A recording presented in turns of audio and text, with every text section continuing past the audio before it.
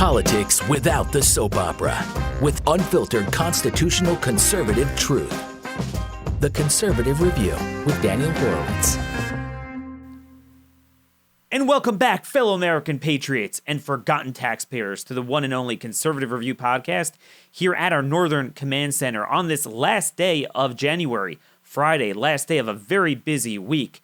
Boy, are we eager to get this week into the can and get some rest and recovery. But guys, I need you to go and send this stuff off everywhere. Subscribe on iTunes. Leave us a good rating so the liberal algorithms will treat us kindly. And folks, we got to stay focused. Now, you talk about forgotten taxpayers, forgotten American patriots, forgotten sovereign citizens. Who exactly is standing up for us? There's a lot of grumbling now among my colleagues in this business about Mitt Romney, Lisa Murkowski, all of these liberal Republicans that are sandbagging Trump with impeachment, not to mention the fact that they're liberal on every policy issue. Yet, none of them remember that at each time there was an opportunity to do something about it. I bring up Joe Miller running in Alaska, and everyone's like, oh, you mean in 2010? And I say, no, I mean in 2016, when he ran on a third-party ballot, and he came very close. He had no money, and if he would have had a modicum of support, he would have won. We wouldn't have had to deal with Lisa Murkowski. We're at a point where we're not only sleeping while patriots are running on our values and bad people get elected, we're sleeping when they get reelected even after they screw us, and reelected again and again and again. You know what? At this pace, I'll predict to you, Lisa Murkowski and Mitt Romney will get renominated. Because nobody is focusing. Nobody's focusing. Just last night, my friend Jim Jordan announced he's endorsing Kevin McCarthy for Speaker if Republicans take over the House. So what do we have to look forward to as conservatives? Best case scenario, Trump gets reelected, they hold the Senate with 90% rhinos there, and they take over the House. You will have the same leadership that grew government, except for ICE, of course, the one area where we actually need more funding, when they had trifecta control, doing nothing about the courts, doing nothing about a healthcare system that's crazy. Some of you might have seen my tweet last night about just the insanity of even getting a Z-Pack for strep throat for your kid, how we don't have healthcare freedom in this country. Nothing. We don't have a voice on a single issue. To this day, no reaction to Pensacola, the coronavirus in China. We still haven't shut off travel. What is going on?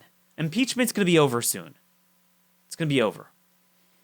We need issues, not just to run on, but also to enact after the election. What does a second term look like? These are the building blocks. As I've said before, the gap, the gulf between electing a Chip Roy type of Republican versus the status quo Republican is just as wide, if not wider, than between electing a Republican in a general election versus a Democrat. And we always hear these sharp debates over, oh my gosh, you can't have the Democrats win. Hey, Daniel, the Republican has to win. You gotta vote. Okay. Where is that same passion in the primary when you could actually ensure that you're not left with the lesser of two evils or the evil of two lessers? But yet everyone sleeps. We are now embarking on a primary season. It's starting very early this year. As early as March in states like Texas, early voting, which is increasingly earlier and earlier because we don't have voting day, we have voting year, is beginning next month in a couple of days, couple of weeks. And, imagine having another 10 Chip Roys, another 15 Chip Roys. Imagine having, I was going to try to think of some good senators, but there aren't really too many of them, Tom Cotton, Ted Cruz, as opposed to Lisa Murkowski's and, Rob Portman's and Lamar Alexander's and all these guys. We will have a much better second term. We will have some representation. But if we sleep through it, we're going to wind up with the same problems. If we don't get in the president's face, he's going to be convinced to not only stay out, but actually endorse the very swampy members that are giving us these problems. It doesn't have to be this way. We could have our cake and eat it too. You know, you could engage in a general election, but engage in the primaries. Beginning next week is the Democrat primary season with the Iowa caucuses on Tuesday night. 100% of my colleagues in this business are going to be focused 100% on refereeing Bernie Sanders and Elizabeth Warren and Joe Biden. Who cares? As a conservative, you can't affect their outcome, nor should we care. They're all equally as bad. But what we should hope for is a coherent, cohesive, smart, principled alternative to combat whatever clown show emerges from that primary.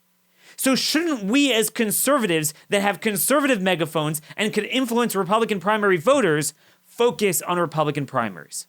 I know many of you have been very helpful to me, sending me emails on candidates you think I should promote. And today I'm going to bring you what I believe might possibly be the most important congressional race of this season, at least so far. It's a race that I'm actually ashamed to say I was unaware of until this week. Even I was unaware of it, so it just demonstrates that we're all kind of sleeping. If you want to talk about the embodiment of the swamp, the embodiment of setting up Trump's second term for failure, I present to you Congresswoman Kay Granger from the Fort Worth area, Texas's 12th district. Now, the thing about Kay Granger is she is the ranking Republican on the House Appropriations Committee. Were they to win back the majority, she would be the chair of that committee. That is everything. As you well know, budget is not only the size of government and spending, but it's the policy priorities because they don't legislate anymore and everything gets embedded in the end-of-year omnibus bills. That's it. So all these bills that we see that under Republicans have grown the Department of Education by 15% and HUD and all these agencies, yet nothing more for ICE when we have 3 million known criminal aliens in this country that we need to deport, for the military at the border, border security, nothing for the few areas that are the core jobs of the federal government. That all comes out with the House. It starts with the House. It starts with the House Appropriations Committee. Kay Granger's been there over 20 years. She's a social liberal. She's a fiscal liberal. She's a national security liberal. She's open borders. She's a big spender. Whereas even most Republicans officially are pro-life, but then don't do anything about it, she's not even officially pro-life. She might call herself that, but we'll talk about that on the show today. In comes a patriot willing to run. Now, look, I've said before, I'm not going to tilt at windmills. If a guy is not going to raise a modicum of cash, God bless him, but there's no chance. Chris Putnam has put together a very legitimate campaign. So legitimate that our friends at the Club for Growth have actually endorsed him against an incumbent, Kay Granger. Very rare occurrence. It's very hard to beat an incumbent. They clearly see a lot of viability here. Chris is a lifelong businessman, 30 years in the tech industry, but certainly doesn't represent the border values of a lot of these tech executives. And he had a short stint as a local county commissioner, county councilman, and he's really like you and me. A lot of people say, Daniel, why don't you run for office? Well, I'm here in Central Maryland. You can't win. But here is a man willing to run. Do we have his back? With no further ado, it's an honor to bring to the Conservative Review podcast Chris Putnam running for Congress in Texas's 12th district. Hey, Chris, thanks for joining us today. Yeah, Daniel, really appreciate you having me on. It's really exciting. Small correction, it's Putnam. Putnam. Okay, well, there you go. There was another congressman that was kind of a swamp monster with a similar name, and that's how I think they pronounced him. So Chris Putnam, 12th district, just so you guys know, this is Fort Worth West, western part of the city, going out to Parker County. Here's the deal. Trump won this district by over 30 points. Republican district. We're not talking about Susan Collins in Maine, a tougher state. There's no reason why we shouldn't have a better conservative. Here's my question to you. You heard everything I said. You heard the opening monologue. You're watching what's going on. What exactly do you hope to accomplish were you to be elected to this House, given what you see from this GOP leadership? Yeah, I would say that everything you said is exactly right. And particularly when you said we had the trifecta, just 3 years ago for 2 years and squandered it, did absolutely nothing with it, short of the tax cut. And the corporate tax cut, was absolutely great thing. It was transformational to our economy, but we didn't fundamentally solve the border issue. We did nothing with immigration. We did nothing to defund Planned Parenthood. There was just a tremendous opportunity, after 8 years of an Obama administration, to do a lot of great reform-minded, conservative reform-minded, things, and did nothing. And of course, my opponent, she, as you mentioned, on every single conservative scorecard there is, she's an F, and maybe a low D in some. And so this district, we know, is deeply politically and socially conservative, and it's been represented for 24 years now, by liberal Republicans. But why would you want to create party division? I mean, she's pro-life. She's for limited government. I mean, she says it. A lot of people were messaging me on Twitter. It must be her campaign got wind of this, or people associated with her. I mean, what's wrong with her? I mean, do you want the Democrats to win? Well, as you pointed out, it's a what we call a plus 20 district, right? It's completely safe. And look, I do support the party. The party is not, legislating as conservatively as I would like, by a long shot. But at the same time, this district is safe. There is absolutely no threat, of a Democrat winning this district. And so we felt like, given that, this was the time, to really give folks, a new choice. And a choice that better reflects their political and social values than, the representation we've had for the last 24 years. And let's talk about that. So the last 24 years, we'll focus on the big government side of it. We have tripled the size of the federal government. I mean, so literally the federal budget has tripled during Ms. Granger's tenure. The national debt, as you know, is well over $23 trillion now. It is 5 times higher than the day she started. And of course, we're running $1 trillion annual budget deficit. So that's the definition of big government, the definition. And as you pointed out, she's the ranking member of appropriations, so she is responsible. And, also, as you mentioned, as it relates to border security and immigration reform, we had a chance to do something about it 3 years ago and did absolutely nothing. And here we have a very senior, she's not technically leadership, but she's senior member of Congress from Texas, where we're being directly impacted by this issue, and certainly, by the associated crime. And there was no leadership there, none at all. And so, it's interesting because we now have the endorsements of most of the county sheriffs that are in this district. And a lot of those folks are, some of the most popular Republican elected officials in our area. And our own sheriff here in Tarrant County, Bill Wayburn, is really kind of the national face now, of the border crisis and immigration crisis. He's up in D.C. all the time and on national television explaining people the impacts, sexual trafficking and drug trafficking that these guys are dealing with right here in North Texas. And so it's very powerful that they're supporting us, because they understand that nothing has happened. These sheriffs are basically raising their hands. The law enforcement community is saying, hey, you guys did absolutely nothing. And so we're going to send a guy up there who's going to pound the table and make sure that these issues do get publicly addressed without, succumbing to, the political correctness in the liberal media and all their threats and name calling. See, this is something I can't figure out. Last year, I had on this very program the mayor of Uvalde, Texas, and he was talking about his town was overrun, town of 17,000 people was overrun with the social problems, the fiscal problems, the security problems. And what I'm stupefied by this. I look back and I see Texas had almost 1 million people came to the border. Texas took it on the nose. 80% of the migration was in Texas, not in the other 3 states. And I look at the representation there. I remember, and his name was, he was on the program before. It was Mayor McLaughlin from Uvalde, and he was calling out the federally elected officials. There's one thing, okay, you have the New York, California dudes. They were quiet. So imagine this. Imagine these sheriffs. Again, the most popular Republican elected officials in these counties supporting a challenger against a 24-year incumbent. They are screaming for help from the federal government, screaming for help, and they're getting none. And the crisis, as you know, gets worse every day. Of course, more walls going up thanks to Trump, not Congress, Trump. And because, of course, he had to declare the national emergency when they didn't get. And by the way, it was Ms. Granger in her role, as the minority ranking member of appropriations that didn't get the wall funded appropriately or adequately. And it was more than that. It's detention beds, which the Democrats negotiate you down on, so that when the detention beds are full, we just let folks out, as well as just the number of, border security and immigration enforcement officials. And so she was the chair of the subcommittee in charge of that, not ranking member. I mean, this was the first 2 years they had full control. So she was actually the majority.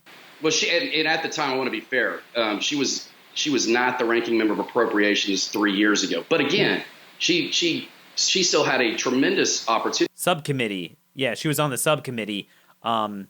Yeah, so now she would be the chairwoman of the full subcommittee. And this is the thing. Is that really what we want? So headed forward, and this just does tie in a lot because a lot of the crime is illegal immigration. Proposal for a national sanctuary city ban, immunity for law enforcement officers who are in these sanctuary states and cities that are trying to enforce federal law and they're being targeted and persecuted by their superiors. There's an outstanding rep here in Texas, a freshman rep, Lance Gooden, who just filed a bill like that. There's a few of them out there, Daniel, but we need more. So I want you to elaborate on that, Chris, if you can. What you could do at a federal level with sanctuary cities, because what you have there in Texas, it's not quite the same story as New York and California, but even though officially under state law, they're not allowed to be sanctuaries, I speak to law enforcement, and Dallas, especially Harris County, there's problems there. There's soft sanctuaries. Yeah. Bexar County. It's you empower your local law enforcement agencies. Are you familiar with the 287G program? Yep. Yeah. So our Tarrant County Sheriff, again, I think he's the largest city, and he represents Fort Worth, of course. Tarrant County's Fort Worth. And we're effectively the largest, red county left in the country, by the way, or urban area. But he represents he uses that 287G program to effectively deputize local law enforcement, so they act like a force multiplier, and they have the ability to enforce federal immigration law. And so we could do that. We could do that in a lot of places. With respect to not enforcing, these cities that are choosing not to enforce it, look, the answer. We got to cut off the funding. And, of course, that's going to be challenging right now when, Republicans are in the minority. But until Republicans start acting like Republicans and certainly start acting like conservatives and actually, delivering sensical, common sense solutions to what's going on at the border, we're never going to get the majority back. I mean, that's why we lost it, a couple of years ago, because they didn't deliver. And speaking of, blurring the lines, so this ties in very much the issue of crime. Crime is going up in a lot of places. San Antonio and Harris County is a big problem. Certainly other parts of the country are really bad now. And Kay Granger... Surprised, right? I mean, those urban areas, as you know, are managed by Democrats. Yeah. The mayor of Houston he's one of the absolute worst. So you would think when you get Republicans in power, you would combat that and you would provide an alternative. So Kay Granger, among all of the establishment Republicans, voted for this bill that let out, we're talking about state criminals, let out the ones targeted by federal prosecutors. Latin Kings members, there was a Latin King member who was released as a result of the jailbreak bill they passed in December of 2018, and he went on to kill someone in Providence, Rhode Island. What do you think we could do at a federal level to stem the tide of this insanity jailbreak that we're seeing, this abolish prison? Everyone knows about abolish ICE, but there's this abolish prison movement that, frankly, a lot of what would become your colleagues are subscribing to. Yeah, well, obviously a lot of it is, we gotta put violent criminals, and certainly criminals that are, engaged in violent crime with handguns in prison longer. Whether that's, mandatory sentences, whatever. But we spend so much time talking about gun control. The answer is actually not that complicated. Again, if you commit a violent crime using a firearm, you need to go to jail. You need to stay there. That will discourage, any further use of that, obviously. And, again, that's where, if we're getting just too lax, because this argument that, some of our prisons are getting overcrowded. The fact is, look, if we need to invest more in incarceration, let's invest more in incarceration to keep these guys off the street. This is what I don't understand. These people, they have money for everything, for government to get involved in agriculture, healthcare, education, you name it. And then when it comes to the things that a civil society the underpinnings of the social compact that you need a government for, which is safety and security. It's domestic crime. It's obviously infiltrations at the border. Suddenly, we have no money left. I mean, we have 5,000 ICE deportation officers. There's 20,000 NYPD officers for context. And even if you would just only deport illegal aliens that have a criminal arrest or charges or convictions, there's 3 million of them outstanding. We are holding on to 3 million of other countries' criminals when we have our own. And, suddenly there's no money. That's precisely why Tarrant County Sheriff Wayburn he's a hero. Because if you are arrested for a crime, or if you have a history of a criminal record and you're here illegally and you end up in his jail, you're going home. You're going home. And if every city did what he was doing, we'd have a lot less problems with respect to the recidivism problem, with the illegal crime issue. I want to take a little bit of a turn to... By the way, Daniel, it's funny because, you mentioned all these different, we're prioritizing the wrong things, right? And so the Club for Growth actually has this ad, that they're running right now in this campaign where they claim that, Ms. Granger, actually funded like a lobster institute in Maine. So we're funding lobster institutes, but Maine's the least of the problem. The budget bills they just passed and the NDAA in December funded border security in Jordan, Tunisia, you name it. Then it's okay. You can't have it here when we have border tunnels now being discovered, dug 3/4 of a mile into California. Thankfully, in Texas, the terrain makes it a little bit hard to dig tunnels, but it's a problem in California. I want to change gears a little bit here, Chris. What I'm fascinated by this, something I really can understand, but I think this cuts to the core of what is threatening our civilization, our civil society, and I'm not really sure what to do about it, and I'm wondering if you have insight into this. The left always had control of the institutions, media, academia, entertainment, foundations, that they've had. But what I feel allowed them to really turn the corner was when they got the business world. The business world is not only not a bulwark against that social transformation, but once that's become the default, now they serve as the enforcers of cultural Marxism. So, for example, they'll pocket, as you mentioned, the corporate tax cut. And I agree with it economically. But they'll pocket that. Well, just let me finish this point. So they'll pocket that. They'll pocket the GOP's one thing they'll fight for, which is tax cuts. Then that saves them from the Democrats. They turn around and promote the transgender stuff. They promote jailbreak, criminal justice reform. They promote endless refugees. They promote open borders. They promote individual welfare because that's like their writ of passage that makes it kosher for them to earn their profit. So I'm a good person. But it's killing us. They're funding all this stuff. You are in the tech industry for a number of years. You have a startup now. Could you give us some insight into where this is coming from and how we can maybe turn the corner on this?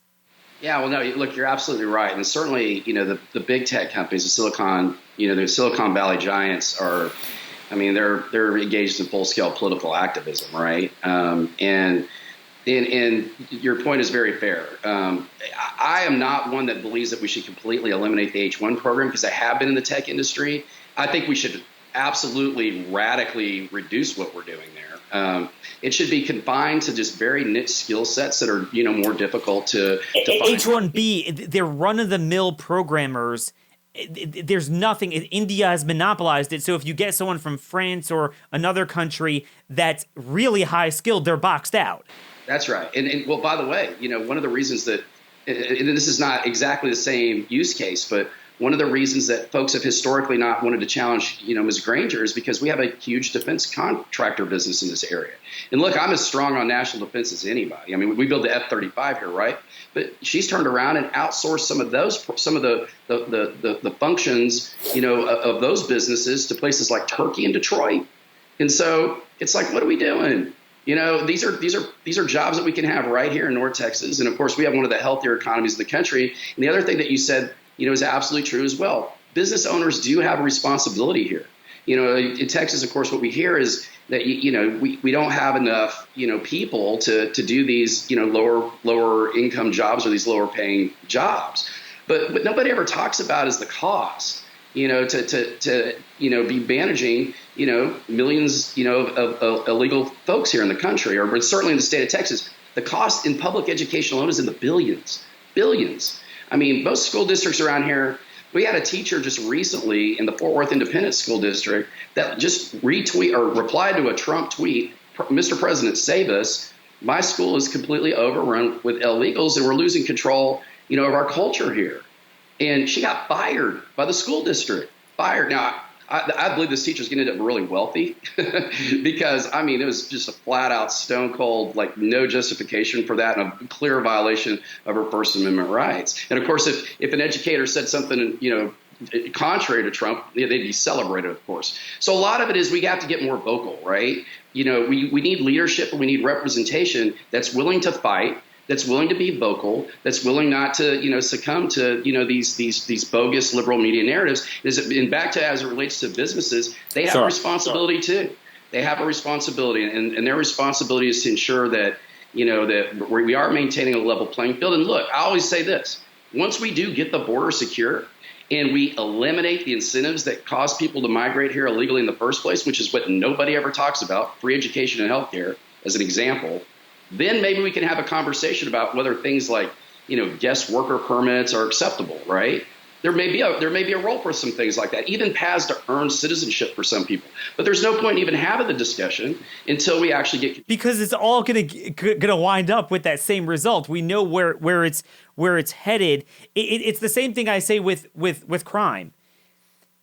90% we under incarcerate, right? Could you find a handful of people maybe that don't need to be in jail? Look, let's get tough on the ones we should all agree we need to be tougher, but you're getting more lenient, and then we can have a discussion. But don't fall into their trap. And that's the thing. Like, what I find fascinating is that Silicon Valley, so this is amazing. Oh, it's been high skilled. They filed an amicus brief in the crazy litigation against Trump's public charge rule.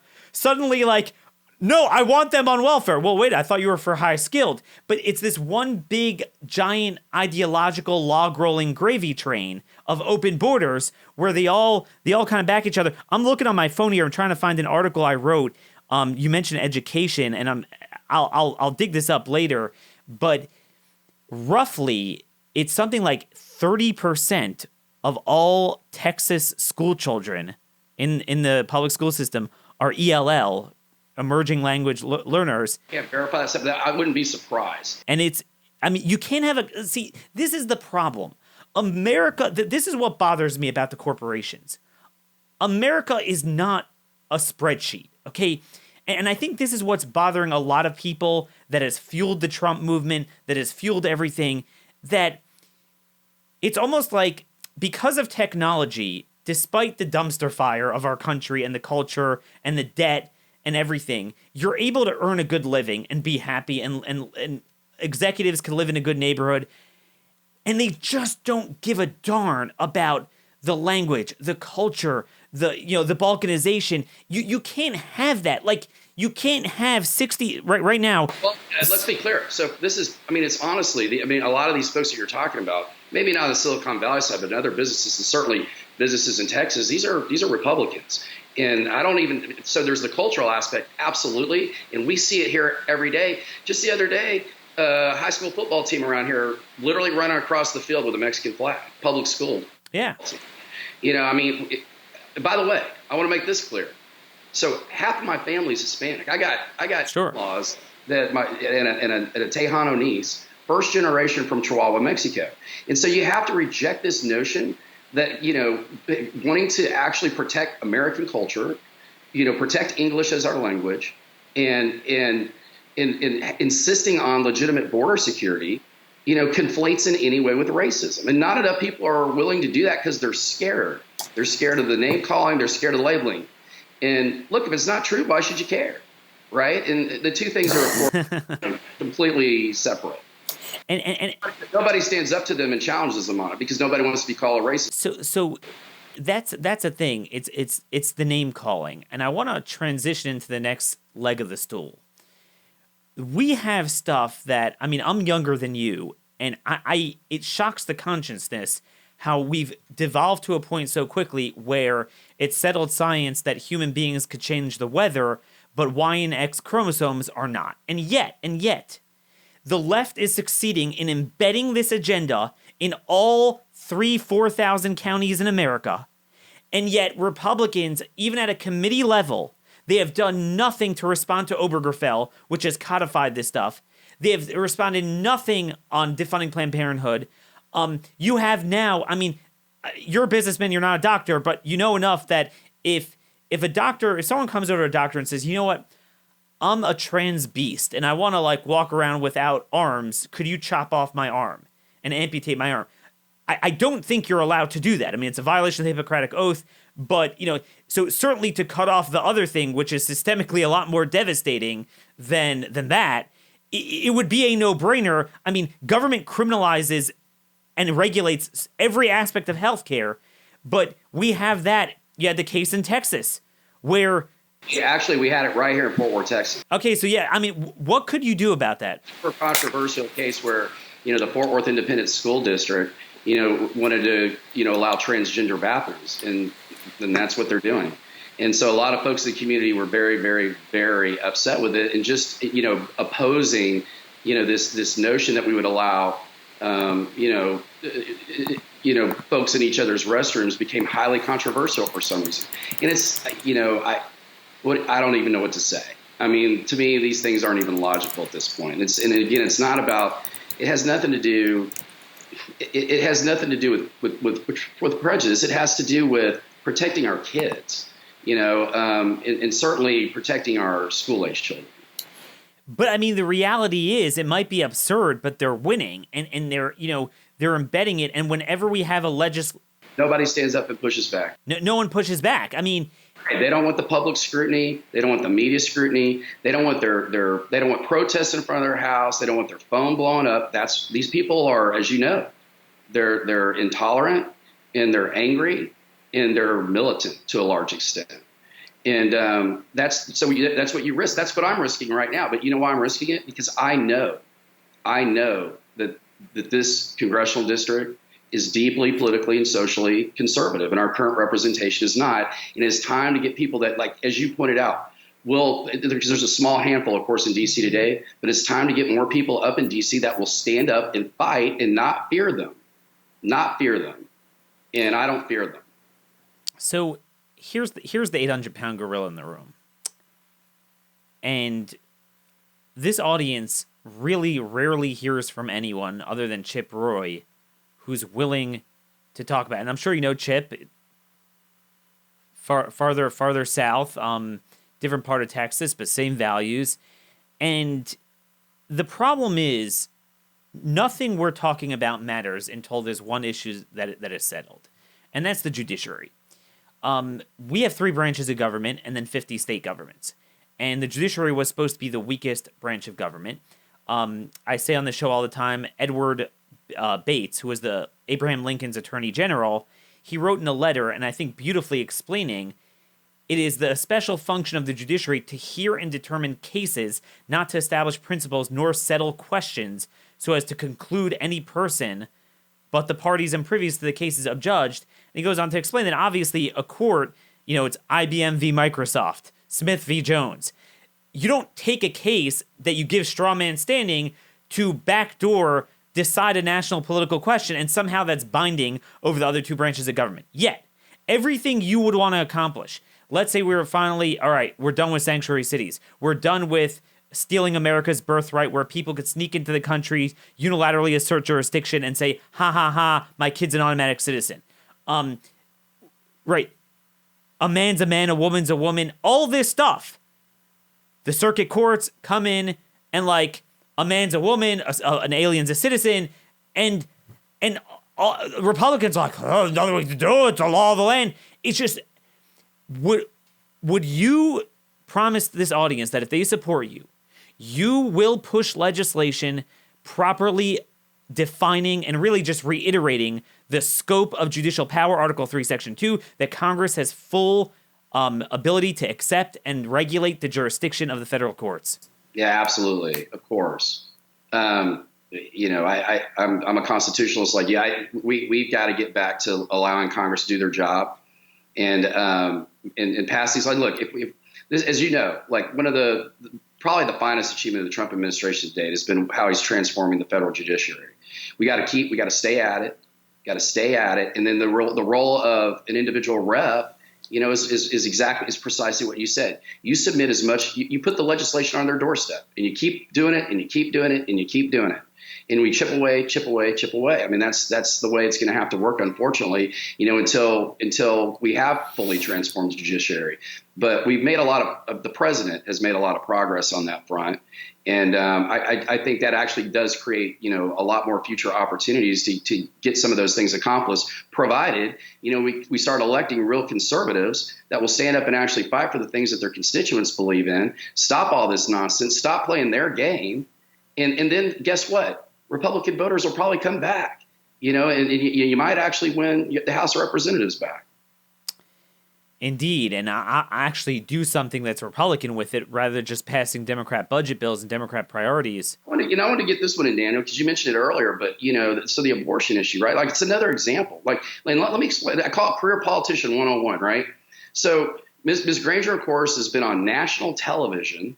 It was at MSNBC, I believe, maybe CNBC, so I don't want to get it wrong, declaring herself a pro-choice Republican, and then actually, going into some detail about why she, is a pro-choice Republican. And then how long ago was this? That interview was actually in 2007. So, but then in 2014, in 2016, she issues before we took the Congress back, when Obama was still in office, and just for purely political reasons, she issues this call to Obama. Hey, Obama, we need to defund Planned Parenthood. Oh, it's so shameful. You haven't defunded Planned Parenthood. Guess what? 6 months later, we have it all. Where was the call to defund Planned Parenthood? Gone. She was a subcommittee chairman on the Appropriations Committee. She could have done it right then. There was no discussion about it. So this is the games they play. They say one thing, they do another. They tell you whatever you want to hear when it's re-election time. The good news about this district is our primary voters are smart. They're smart and they're well informed and they're engaged and they vote. And so we think that's going to create a big opportunity here for us, because the contrast, between her record and having like a legitimate, conservative represent this district is a bright contrast. No, absolutely. The remaining moments, are there any other issues that you feel a burning desire that need to be addressed that you're committed to really the first 6-12 months that you're up there to pushing legislation, being a voice for? Yeah, so I'll join as a sponsor the Heartbeat Protection Act, which I think 93 Republican Congress people have signed on to so far, not Congresswoman Granger. But then my priority, beyond that is absolutely, the border and immigration reform. It's getting, what we need to adequately secure the border in terms of funding, adequate resources in terms of people, and really, collaborating with these sheriffs down here that support me, particularly, Sheriff Wavering, because again, he has kind of a national platform, and we're going to work together to basically, be the voice of this issue, so that we start, so that our side of the issue, kind of the law and order side of the issue, is adequately represented, not just in Texas, but across the country. It needs a voice right now, and I want to be that voice. Interior enforcement, that is the big deal. If they cannot commit a crime here and remain here, if they cannot get public benefits, if they cannot get a job, if they cannot steal identity, which is a big one, they really won't come, and it's all about that. It's not rocket science. There's the enforcement part, and then, as you well know, there's eliminating the incentives. And I mean, these things that, if you go to a hospital around here in the urban areas, a county hospital, packed on the weekends, right? These things, healthcare is expensive for us already. Tell me about it, yeah. Texas has one of the highest property tax burdens in the entire country. That's how we pay for our schools, right? So these are things that just folks are afraid to talk about, that we are not afraid to talk about, because they're common sense, they're logical, and it's not cruel. you make a conscious choice to break the law and come here. There's, sorry. It's just not fair to the rest of us. Governance by the consent of the governed. It is the resources of the United States government are not of a private citizens to give away. If you want to open up a missionary inn in El Salvador, God bless you. But what you cannot do... Yeah, but this is what I can't understand is that the social compact is that if you are an elected representative from Texas, you don't represent the citizens of Mexico or El Salvador or any other country. It's not to cast aspersions on anyone. You represent your people. I'm the head of a household. I got 3 kids. I got a wife. I can't say, you know what? I'm going to go to downtown Baltimore, deal with the social problems there and the Bloods and the Crips, maybe invite them in my home. I got to take care of my kids. That's not being a good person. And look, as they say, as parents love to say, it's not even a democracy. It's a dictatorship, a family home. Whereas here, they work for us. I mean, the notion that they could turn around and, but I'm just telling you, your representatives there in Texas, by and large, all they care about is the desires, wants, and needs of the illegal immigrants. Yeah, well, they're being bullied. They're being bullied by the liberal media predominantly. And as you know, what do most congressional folks care about? Getting reelected. So that's where they apply most of their energy. And you actually made a really good point about the kids. I tell people this all the time. So I have 2 kids on, college campus here, the big one here in town. And part of the reason I did this is I was on that campus a lot during the 2016 election, which of course here in Texas was influenced mightily by Beto and his $80 or $90 million. And it was chilling. Let's just put it that way. It was absolutely chilling, what I saw on that college campus. And I have a feeling we're going to see a repeat of it this year, if particularly Bernie gets, the nomination. Yeah. And so even on a college campus where the majority of students come from, politically, socially conservative backgrounds, they have no voice anymore because they are drowned out by these radical progressive socialists, and they just absolutely torture them if they have any sort of opposing viewpoint. And again, that is a function of not enough leadership or not enough representation, not just in Congress, people, standing up to them and pushing back. And that's what we just desperately need right now. We need it everywhere, but we particularly need it in Washington. And I know that, this congressional district is hungry for that. Starving for people outside your district who are hungry for, where could they go to find out more information about your candidacy? Yeah, so a couple places. PutnamforTexas.com. That's PUTNAM FOR Texas.com. PutnamforTexas.com. At Putnam for Texas on both Facebook and Twitter. And did you want to spend a couple minutes on the campaign itself, Daniel, or are you sure? Sure. If you have about 2-3 minutes, then yeah, we'll close with that. Yeah, I think this is very important. Like, as you mentioned, so we are generally recognized at this point in the campaign by the New York Times, Politico, Texas Tribune, local media as the biggest or the most high profile GOP primary in the entire country. In fact, some say it's the only primary where a challenger, potentially has a chance to win. And look, there's a lot of energy that went into this by a lot of folks. Again, folks in leadership in the community and law enforcement leadership in the community. It was not just about me. One of the things I did actually in city council in my role, we didn't talk a lot about that, was I passed term limits. So I'm a huge supporter of term limits as well, congressional term limits. But we absolutely have a chance to win. And we've got both sides of the equation. We have the grassroots support, which is just absolutely blowing up right now, and we're strong financially. So, we announced very early in the campaign that I had raised $500,000 inside a couple of weeks of the campaign, and we did that by, I basically fundraised $250,000 and matched dollar for dollar with my own money.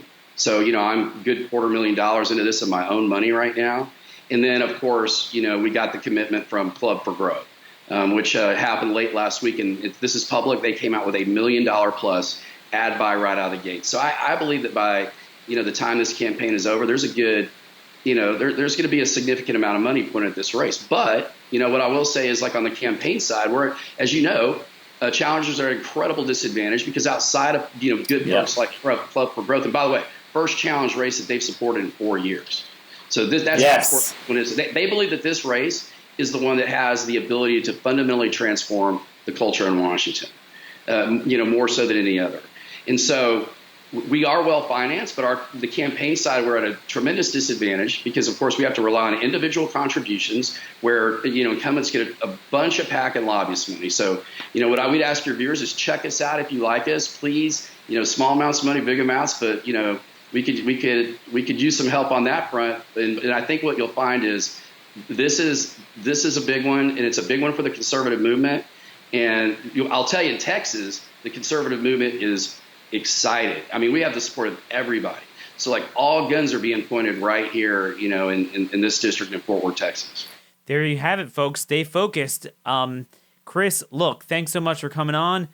You're welcome to come back, update us as this campaign progresses.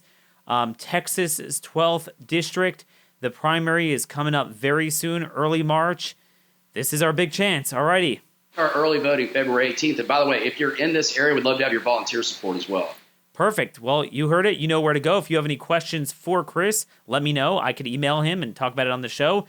Thank you, Chris. We'll see you later. Take care. Alrighty. Folks, I don't mess around. And I'm not going to ask you to throw money into a hole. But I will tell you, there's a lot of candidates I'm just going to bring on, but some I will push very hard for. And the ones that I don't, it's not necessarily that I don't have the confidence, it's just I don't know enough about them.